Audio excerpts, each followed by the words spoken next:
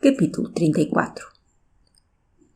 Desde o dia em que Berta falara no seu casamento ao fidalgo da casa mourisca, nunca mais correram as horas nos bacelos, para o velho e para a rapariga, tão alegres como até aí.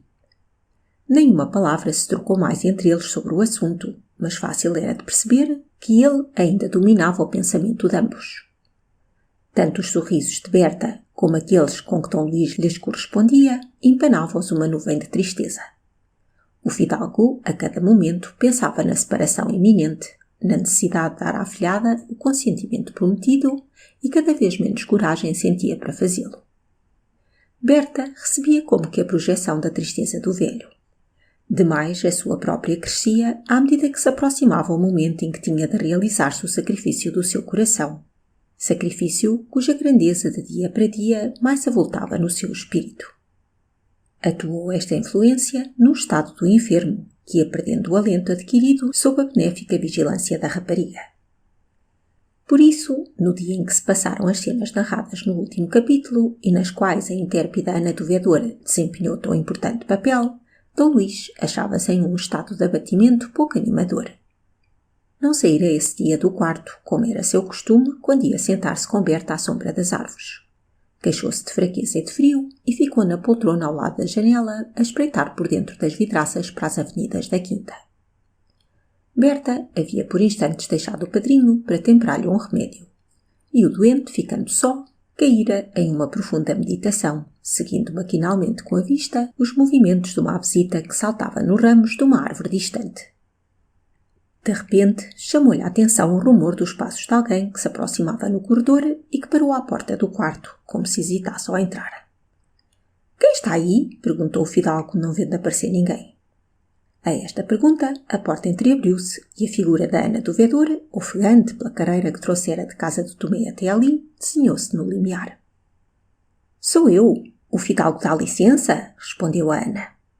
Dom Luís teve um negro pressentimento assim que viu a figura da mãe de Clemente, o pretendido noivo de Berta. Com mal disfarçado azedume, disse-lhe: — É você, Ana. Entre. Ana entrou com o desembaraço com que entrava em toda a parte. — Então como vai o fidalgo? Fraquinho, hein? Enfim, senhor Dom Luís, tudo se guarda para a velhice. — É assim, é? — disse secamente o fidalgo. — Então, a que vem aqui, Ana? Ana do Vedor percebeu a débil cordialidade com que estava sendo recebida e, por isso, respondeu menos afável. Primeiro que tudo vim vê-lo, como era da minha obrigação, pois não me esqueço de que já comi do pão da sua casa. Há mais tempo teria vindo, se a minha vida me deixasse, mas sou eu só em casa, como Vossa Excelência sabe, a fazer o serviço, e a idade já me vai pesando. E agora, por isso, venho pelo dizer a outra coisa que me trouxe cá. Venho saber de Vossa Excelência quando é que pode dispensar a Berta para se fazer o casamento que está justo entre ela e o meu filho.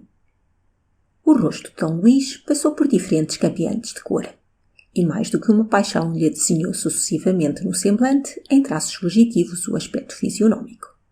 — Então vem para a buscar? — perguntou ele com voz alterada. — Não, senhor, não venho para a buscar. Venho para saber de Vossa Excelência quando ela pode ir. — Ela não é minha filha. Quando quiser que vá. — Mau! O fidalgo não quer entender-me. — Eu o que não quero é ocupar-me desse casamento, replicou Dom Luís mais agastado. — Quando quiserem fazer esse disparate, façam-no. Levem daí a rapariga. Sacrifiquem-na à sua vontade, mas não me peçam o consentimento, porque eu estou com os pés na cova e não quero levar para a sepultura mais remorsos. A mãe de Clemente não estranhou esta resposta azeda do fidalgo, que de propósito provocara. Picada, porém, no seu orgulho materno por algumas frases que ouvira, acudiu logo. — Que está o fidalgo a dizer? Disparates! Remorsos! Que disparate achou o fidalgo no casamento de Berta com o meu Clemente? Remorsos! Ora, essa está boa! Nem que se tratasse de enforcar alguém! Ora, esta! Olha agora! Ana! Eu não quero ofender o seu filho, que sei que é bom rapaz, mas o que ele não é, é homem para Berta. E onde é que Vossa Excelência vai buscar marido para Berta? O meu Clemente não serve. Pois bem, como a rapariga não está para freira, diga-me Vossa Excelência que faz tenção de a casar na sua família e eu calo já a boca e sou a primeira a dizer. Tem razão o fidalgo. A pequena encontrou marido muito melhor do que o meu filho. Ah, Eu já estou vendo a cara que Vossa Excelência faz. Pois então, Sr. Dom Luís, se Vossa Excelência ainda se tem lá nas suas tamancas, como dantes, deixe casar a rapariga com um homem honrado e não lhe anda a meter loucuras na cabeça, que isso até é uma consciência. Olha agora! Dom Luís sentiu que lhe fugiu ao terreno neste campo e tentou uma evasiva.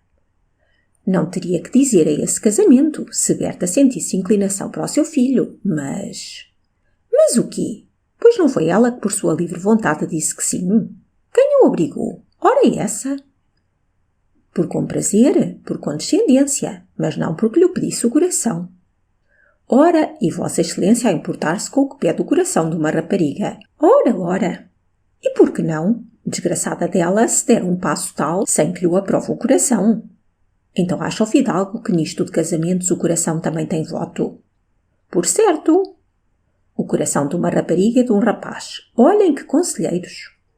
Um coração como o de Berta é um bom conselheiro. Não se engana nem engana. Até que te pilhei! Exclamou Ana do Vedor, batendo as mãos e esquecendo-se no ímpeto da exclamação de manter o mesmo tom e tratamento que até ali estivera usando com o fidalgo. Muito bem, pois saiba o fidalgo que para mim já não é novidade não ter Berta inclinação para o meu filho. Nem de tal casamento se fala já, porque o meu Clemente, por enquanto, não aceita mulheres que não entrem para casa dele com o coração. Isso já estava decidido, mas o que eu quis foi ouvir o que ouvi ao fidalgo, porque quero ver agora como se há de sair das talas em que se meteu. Porque sabe porque a Bertazinha não gosta do meu Clemente? É porque já gosta de outro. E sabe Vossa Excelência quem é esse outro? Olhe que foi o coração de Berta que o escolheu, o tal coração que não se engana. Esse outro é o filho de Vossa Excelência, o Sr. Jorge. Ora aí tem. Agora então, veja se está por o que disse. D. Luís ficou por muito tempo a olhar para Ana do Vedor com a vista espantada e sem articular palavra. Jorge? Murmurou ele afinal e quase inaudivelmente.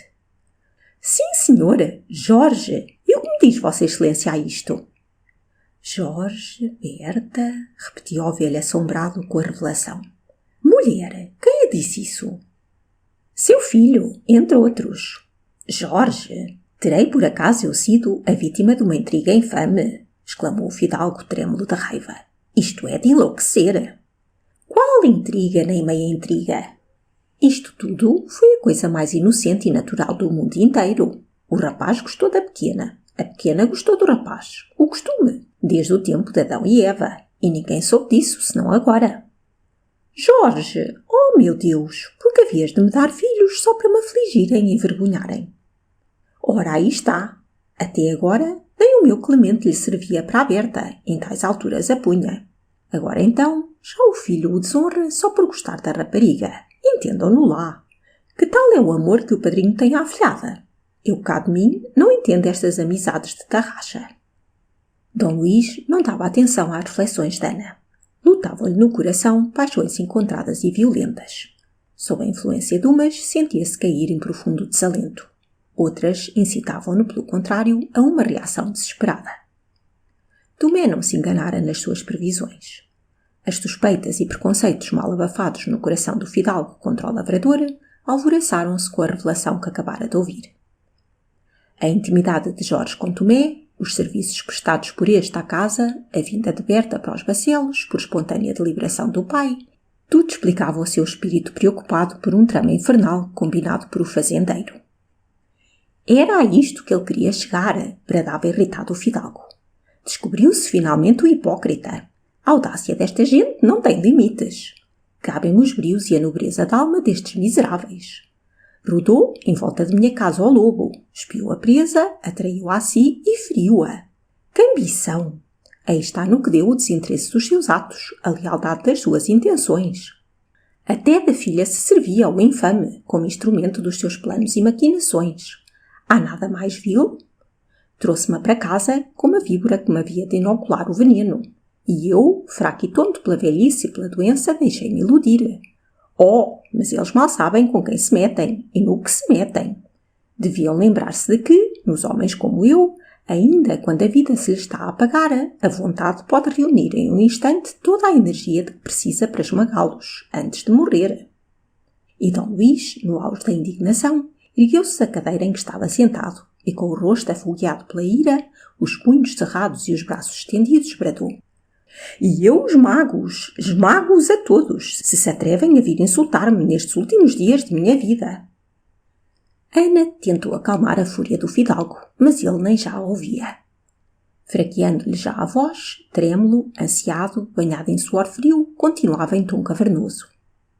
Eu lhes juro que não me hão de vencer na luta que provocaram. Quando me tiverem já usurpado a casa, seduzido os filhos e insultado o nome de minha família, hão de ainda vergar sob o peso das minhas maldições, porque eu acredito que há um Deus no céu e que as pragas de um velho ludibriado têm ainda poder para atrair as desgraças sobre as cabeças dos miseráveis que me insultam. Fidalgo, volta a si! Bradava Ana do Vedor, deveras consternada. O velho, arredando-a com um movimento impetuoso, exclamou com energia crescente: Deixem-me! Quero viver só de hoje em diante. Só! Não quero ver ninguém, nem filhos, nem família, ninguém. Cada pessoa que se aproxima de mim vem com o intento de me atormentar. Cada afeto a que abre o coração transforma-se cá dentro em um veneno corrosivo. Oh, é demais! Deixem-me morrer para aqui só. Ninguém me apareça, ninguém me fale. Deixem-me!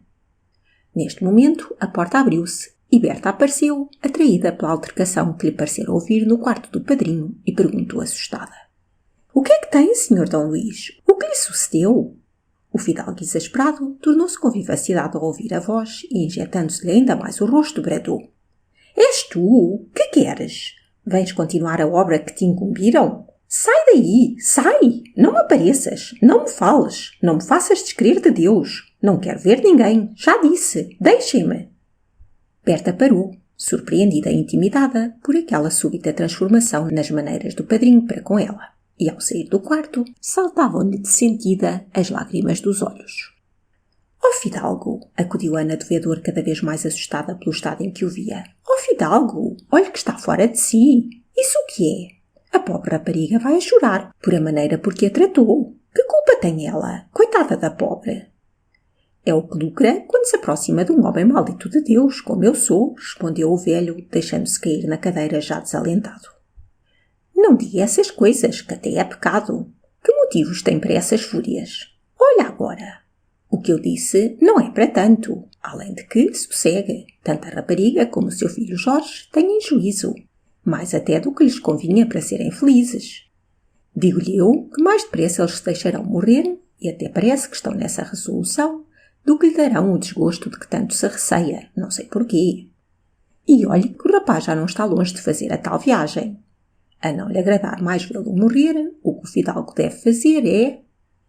D. Luís mostrava não dar a menor atenção ao que a mulher dizia. O acesso de desespero passara. Com gesto e voz de abatimento, interrompeu-a perguntando: A pequena ia de veras a chorar? Pudera, não? Ao rompante com que Vossa Excelência lhe falou? E sem razão alguma, porque, como eu disse a Vossa Excelência, eles... O fidalgo suspirou. É uma fatalidade, disse ele a meia voz. Pobre rapariga! Certo que não é ela a culpada nisto. Instrumento inocente nas mãos dos outros. Nem ela sabe o que faz. Ana, eu preciso de estar só. Peço-lhe que me deixe só. Pois fique-se com Deus. Olha, Ana, olhe. Se vir aí fora a pequena, diga-lhe que venha cá. Se aí não estiver, mande chamá-la, sim? Eu quero falar-lhe. Olhe lá o que vai dizer-lhe, fidalgo. Não aflige a pobre rapariga, que bem lhe basta. Faça-me o que lhe peço, Ana. Faça, e vá descansada. Sempre me deixe dizer-lhe, fidalgo, que se não quer perder o filho, ande com cautela neste negócio. A Ana do Vedor, que não obteve resposta a esta última advertência, saiu duvidando de que tivesse tirado alguma utilidade do passo que deu junto do fidalgo e quase arrependida por o haver dado. D. Luís ficou só por algum tempo, com a cabeça escondida entre as mãos e os cotovelos apoiados nos braços da poltrona. Até que ponto levareis esta provação, meu Deus? Murmurava ele quase soluçando. Passados momentos, entrava no quarto e avançava timidamente, com hesitação, ao encontro do velho, Berta, com os olhos ainda chorosos e o gesto comovido. Ao rumor dos passos leves de Berta, o fidalgo elevou a cabeça e fitou a afilhada com expressão de melancolia e afeto. Anda cá, Berta. Vem cá, minha filha. Então não vês como eu pago os cuidados que tens tido comigo? Que queres tu? Isto em mim é já loucura. Ao tom afetuoso e triste destas palavras, dissipou-se a hesitação de Berta, que correu a ajoelhar-se junto do velho, pegando-lhe nas mãos enternecida. Não diga isso, Sr. D. Luís. Eu bem sei que eram impaciências de doente. D. Luís segurou-lhe a cabeça entre as mãos e, olhando-a fixamente, murmurou. Pobre criança, fiz-te chorar. Nem que te não bastassem os teus sofrimentos. Perdoa-me, minha filha. Tu não tens culpa no que os outros fazem. Não é possível que tenhas culpa. E beijava-lhe os olhos, onde de novo queriam aparecer as lágrimas. Perdoar-lhe? O que é de eu perdoar? A afeição que me tem, só se for isso. Aí vêm outra vez as lágrimas. Enxuga-as. Não quero fazer-te chorar mais. Não faças caso do que eu digo, Berta, que eu sou um tonto. É uma ingratidão da minha parte. Uma feia ingratidão. O que me faz pena é vê-lo aflito. Cuidei que estava pior. Não, é que essa mulher que daí saiu disse-me coisas. E olhando outra vez fixamente para Berta, acrescentou depois de alguma hesitação. Berta, tu és sinceramente minha amiga? Oh, meu padrinho, que pergunta! Nem tu eras capaz de fingir um afeto que não sentisses, creio bem. Porém, meu Deus, o que quer dizer com isso? Nada. Olha cá, Berta. Quando tu viestes para os Bacelos, quando viestes para o pé de mim, foi o teu pai que te disse que viesses, não foi? Meu pai leu uma carta da senhora baronesa em que lhe participava que ia partir para Lisboa e que o senhor D. Luís ficava sem ter quem o tratasse. E eu, então, lembrei-me do mesmo que meu pai já tinha também no pensamento e pedi-lhe para me deixar vir. E ele disse logo que sim, já se sabe. Se era essa mesmo a sua ideia... Ah, era essa a sua ideia. E Jorge não foi ouvido nessa ocasião? Porque Jorge ia muito à vossa casa, não ia? Berta principiava a sentir-se inquieta com esta inquirição. O Sr. Jorge, respondeu ela um pouco a medo, ia às vezes procurar meu pai para falar de negócios com ele, mas nisto não foi consultado, que eu saiba. Algumas vezes, parece que ia todos os dias e que usava em vossa casa de toda a familiaridade. Era raro que se demorasse a conversar com outra pessoa que não fosse meu pai. Pois nem contigo? Comigo? Repetiu Berta perturbada. Comigo, menos do que com os outros. D. Luís contraiu as sobrancelhas como se esta resposta lhe fizesse suspeitar uma dissimulação. Pois então Jorge nunca falaria contigo? Muito de passagem, quando por acaso me encontrava e sempre com umas maneiras tais que cheguei a acreditar que me queria mal por algum motivo desconhecido para mim. D. Luís fez um gesto de desgosto e de novo lhe assomaram ao semblante os vestígios da desvanecida irritação. Não esperava isso de ti, Berta. Tu não és sincera comigo. Eu? Tu iludes-me como os outros, afinal. Tu conspiras com eles contra a tranquilidade dos meus dias, contra o sossego deste coração atribulado.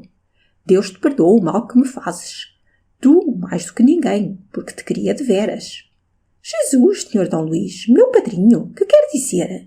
Em que lhe fiz eu mal? Por amor de Deus, diga-me, fale-me claro.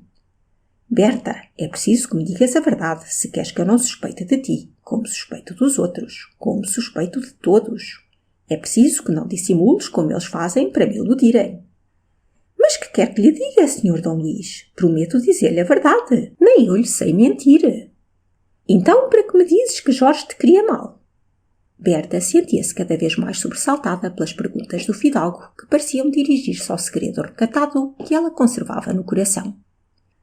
Eu disse, respondeu ela, que cheguei a pensar que o Sr. Jorge me queria mal, porém... A confusão que sentia não a deixou continuar. O fidalgo notou aquela perturbação e abrandou mais a voz, tomou um tom carinhoso e disse, pegando-lhe afetuosamente na mão. Vamos, Berta, sossega. Acredita que tens em mim um amigo e abre-me francamente o coração sem receio. Dize-me, é verdade que Jorge te disse alguma vez que te amava? É verdade que entre vós ambos há alguma afeição, alguma promessa? A pergunta, ainda que não já de toda inesperada, sobressaltou Berta, que não atinou com o que respondesse. Sossega, minha filha, prosseguiu o fidalgo animando-a. Bem vês que eu não quero repreender-te. Somente queria que me dissesse a verdade a esse respeito. Meu padrinho, disse Berta perturbada ainda, pois não se lembra do pedido que lhe fiz ainda há poucos dias? Do pedido? Ah, sim, falas do casamento?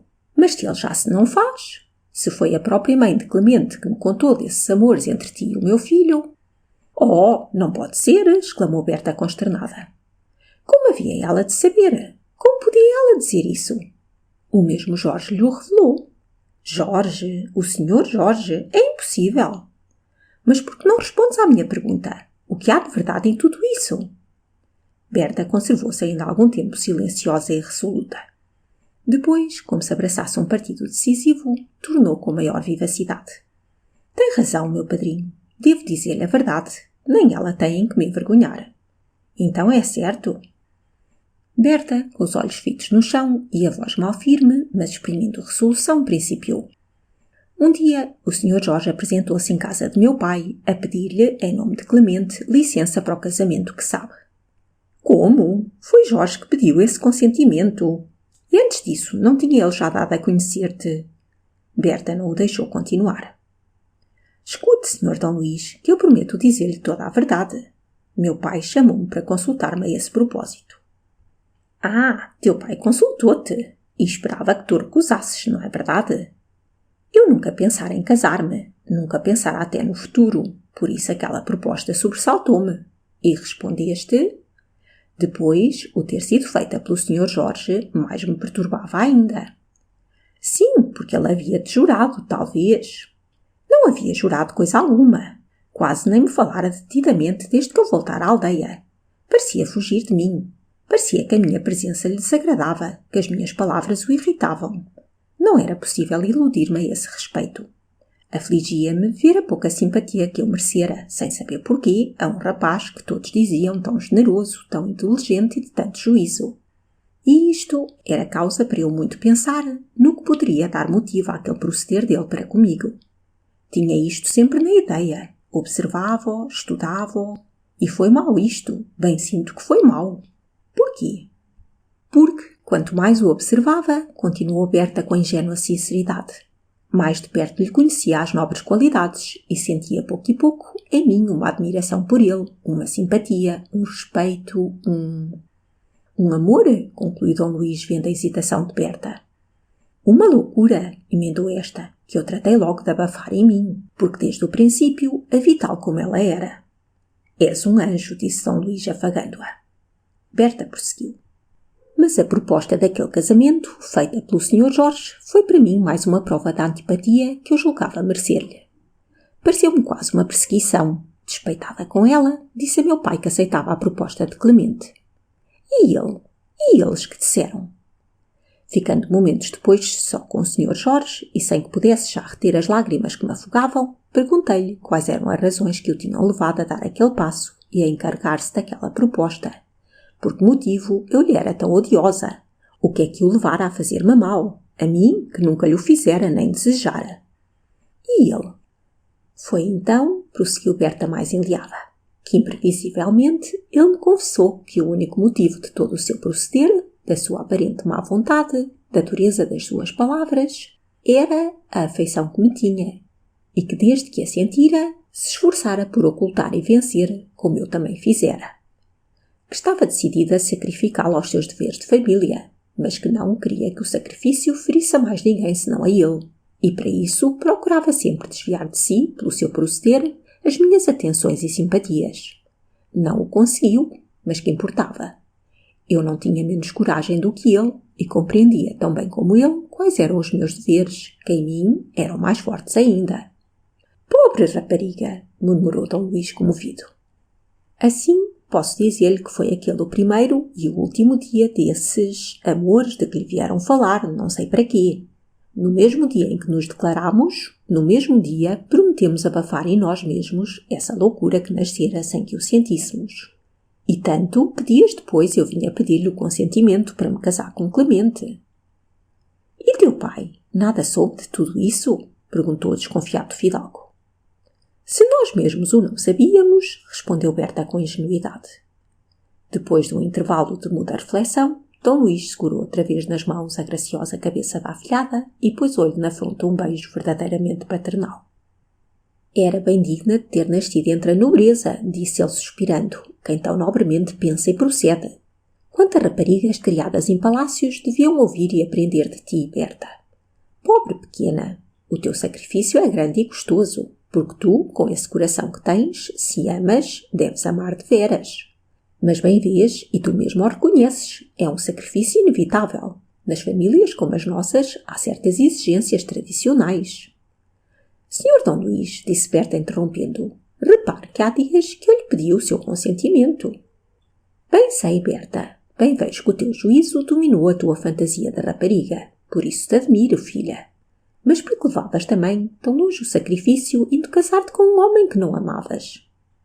Era um homem honrado que me pedia para companheira da sua vida. O destino de uma mulher como eu é esse. É a nossa missão. Porque não havia de cumpri-la? Iludindo-o porque não podias amar.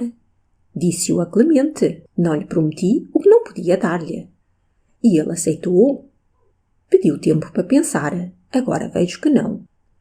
Calaram-se por algum tempo. Berta, sem erguer os olhos, dobrava e desdobrava distraidamente o pequeno avental de seda. D. Luís observava-a com ar pensativo. Foi ele quem renovou o diálogo. Custa-te muito o sacrifício que fazes, não é verdade? Para que hei de dizer que não? Custa-me, como quando ao acordar de sonhar um sonho agradável, me convenço que foi um sonho de tudo. Sabe, porém, o que me anima? É o pensar que mais me custaria se o sonho se realizasse. Porquê? Porque teria remorsos de pagar dessa maneira o afeto que encontrei sempre nesta casa. Porque teria vergonha de que pensassem que, da minha parte, esses afetos eram calculados e interesseiros.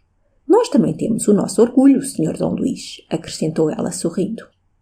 E nobre que ele é, acudiu o fidalgo, cada vez mais fascinado.